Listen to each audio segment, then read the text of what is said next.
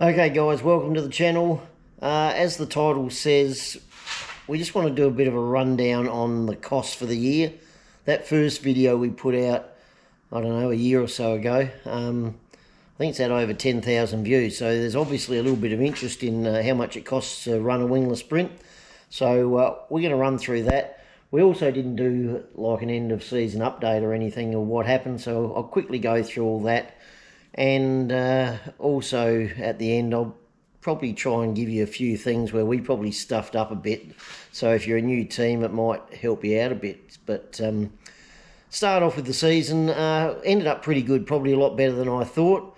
At the start, just little things that we were doing wrong, like I think we had front torsion arms that weren't free, they were sticking, and we didn't check them for about 3 or 4 meetings. I think it was Paul Barry who noticed it when he came and helped us one night, so that was something we should have noticed right from the start. But being a new car, we thought it was all straight, and we don't think Sam had hit the wall by then or anything to bend anything, so yeah, we should have checked all of that stuff.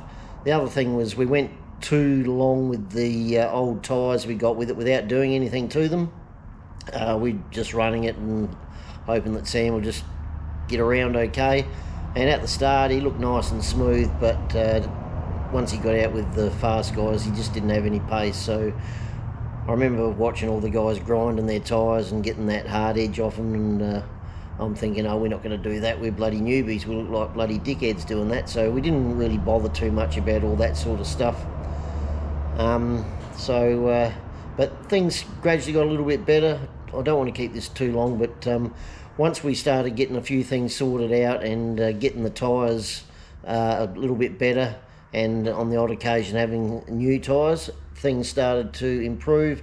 And also I think one of the biggest changes, or one of the biggest things, was when we went to Leon and got our shocks sort of checked over, and he gave us some ideas on what we should be using. So we changed all the shock setup, and I honestly think that's where we started to get a little bit of speed. But and as the season went on, he seemed to get better and better. I think a lot of that was just getting laps in.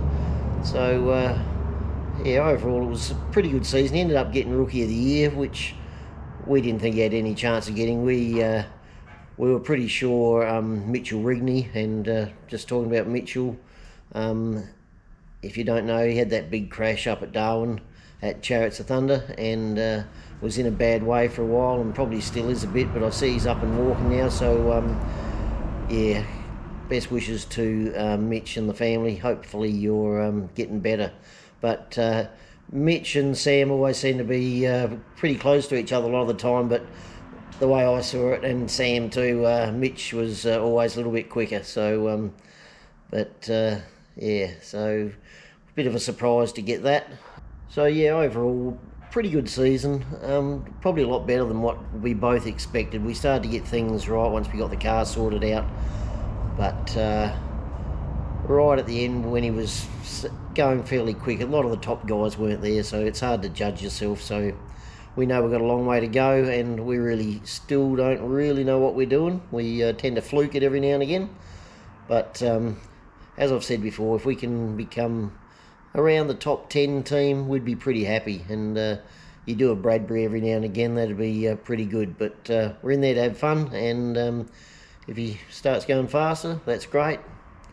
If not, we'll keep plugging along. Okay, well, the next bit is how much does it cost to run a wingless sprint. This is just so hard to put a price on. It depends so much, obviously, how many meetings you're doing, how much money you've got, how much you're going to spend, how much travelling you're doing. And just from thinking about it for a few weeks now, it can cost anything from, maybe, I'm thinking the minimum you might get by with $300 a meeting, right up to some of the top guys, if the track's shit and they're going through tyres, it might be over $2,000 a meeting. It's hard to say what we were running. I'm guessing we were between $400 and $500 a meeting, and obviously that was mainly with a lot of sponsorship, and that includes everything like travelling to a meeting here at Murray Bridge. It's good because we don't have to travel far, But if you're going down to Mount Gambier, there's a couple $100 there. You've got to get into the pits. The drivers, I think, usually get in free, but mechanics you've got to pay. So there's about $50 there if you haven't got a speedway license, speedway pit license. Just all the other little things that maybe you don't think about. Your oil change, probably we're changing about every 3 meetings, maybe 2, depends. And you're looking at about $70-80 there with an oil filter. We always put a new oil filter in. Plugs, I've forgotten what they were, but they're not too bad, the plugs. I think that's about $40, maybe $50 for a set of 6 plugs that we might change every 3 meetings to 4 meetings, and always have a spare set in there. What else were we doing? The injectors, you need to get them cleaned out and you need a spare set, so we went and bought another spare set of injectors. And luckily we've got pitchers they've got the cleaning machine, so that's actually where Sam is tonight, getting the injectors done. Other things, it all depends how many crashes you have too. So we were fairly lucky. Front beam, which that one is still slightly bent, but it's been like that for about the last 6 or 7 meetings, and he had a bit of speed, so we've left it. It's only very slightly, but we've got another spare beam sitting up there, and they're about $280 if you get a special, I think. So you've got to allow for that. And like I said, I think we went through 2 of those, which is pretty good. I'd be expecting, you know, a lot of guys to be going through 3 or 4 minimum. What else you got to worry about? Obviously your methanol, it depends too if you make the feature straight away or you've got to go through the B main. My guess is you're looking between $70 and $90 a meeting for methanol. And then you got your tyres. So tyres,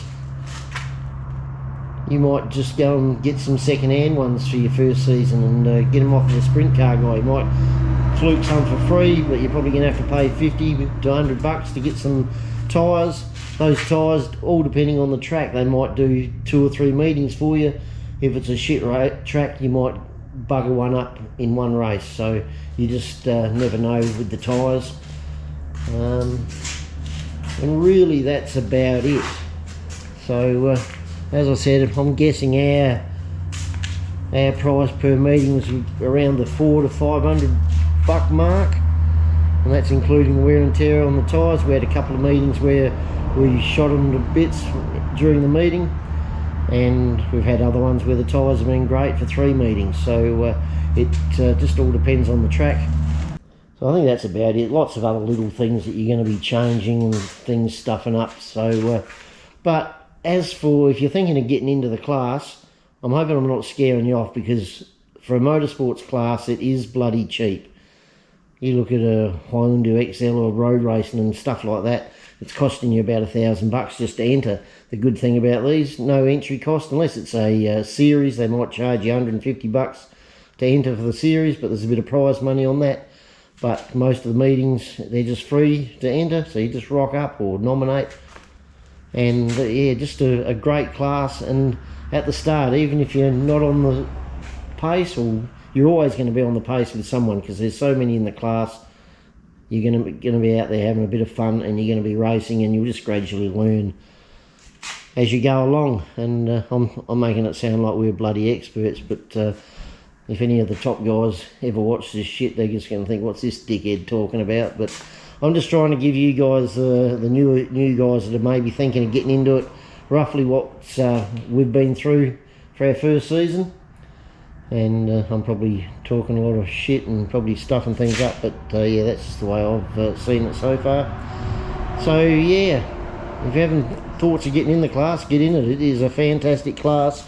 Lots of people to help you out. That's probably one of the biggest problems, is you've got too many people helping you out, and you don't know which adjustments to make and all that sort of stuff. So I'll just have a bit of a think in a minute. I reckon I'll just come back with maybe the main 3 or 4 things that we stuffed up right at the start that might help you guys out a bit.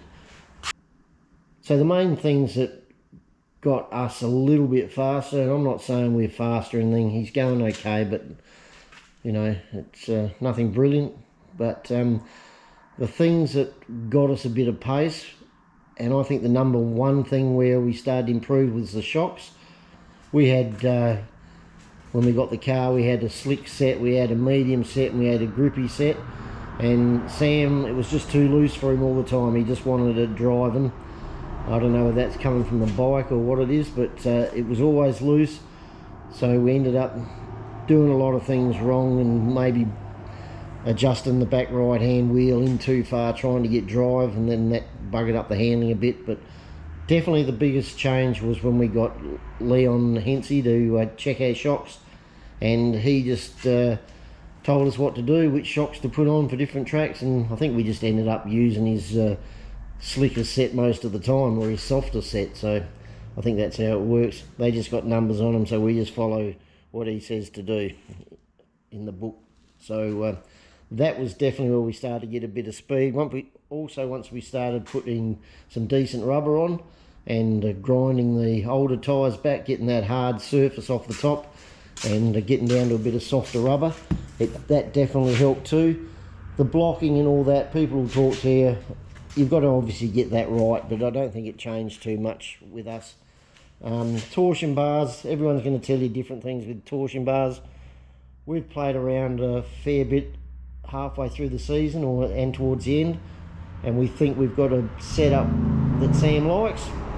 So it's mainly get your torsion bars right, talk to a few people, get some decent tyres on there if you can afford them, or if they're older ones, grind them back, and get yourself a tyre groover. You can get a bit more out of the tyres if you have a tyre groover. I think the one we got was probably 250 bucks or something, but it's well worth the value, or well worth it. And yeah, tyres, shocks, get the shocks right, and get out there and give it shit. And I've got to mention our sponsors. If we didn't have them, we would have probably still been buggering around. We would have had the same old shocks on, and we wouldn't have done anything, because we probably wouldn't have been able to afford it. And with the sponsors just coming on board and helping us get some tyres, and especially Damien Drendel taking Sam to a lot of race meetings that we wouldn't have even thought about going to. We were planning on doing maybe 7 or 8 meetings if we could afford it, and just play around on second-hand tyres and stuff like that. But with all the extra race meetings, it just gave Sam a lot more laps and a lot more time to test a few things out. So yeah, we were very lucky there, and we'll go through all the sponsors probably in the next video. Next one will be out pretty soon. This is about 2 days after Sam's practice at Murray Bridge. So I got the bikes over here. What's he doing with that? I think he's got a meeting, the Adelaide Masters they call it. So this one here is my old 2 valve. That's for the old fella me to have a few laps in the over 60s class, hopefully next year at the Classic. Just got the motor away getting done up at the moment, and Sam's got this one ready to go, the Masters. I think it's on the 7th of next month, and that's been a little bit of a cock up. He entered the 30 to 40 years class, and he was thinking there'd probably be 4 or 5 in that, but he's the only one that's entered. So there's a few in the 40 to 50s, a few in the 50-year-old class, but not many. But we were nearly going to pull out, but they needed the numbers, so I think he's going to have a ride. They were going to put them all together, so I'm not too sure what he'll do. They might make it a bit of a handicap event where he might start a little bit behind, but just out there to fill the numbers and get a few laps in and have a bit of fun. So yeah, we'll get that video out in about probably 3 or 4 weeks time. But next video will be Murray Bridge practice. Catch you guys later.